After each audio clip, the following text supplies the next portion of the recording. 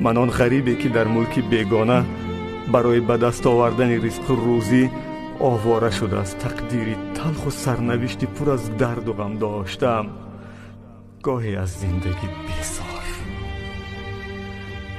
من آن فرزند هستم که به سری سیله‌ای دستانی آچه من ندیدم، به سری پندون نصیحتی او را نشنیدم، به سری کنار اون ننشستم و به سری چهره زیبا و نگاه گرم چشمان او را ندیدم. آچه جان، همیشه میپرسیدی که من در چه حالم. ناو و بستگاه بیمار میگشتم، لیک همیشه برایت میگفتم که خوبم آچه جان، خوبم.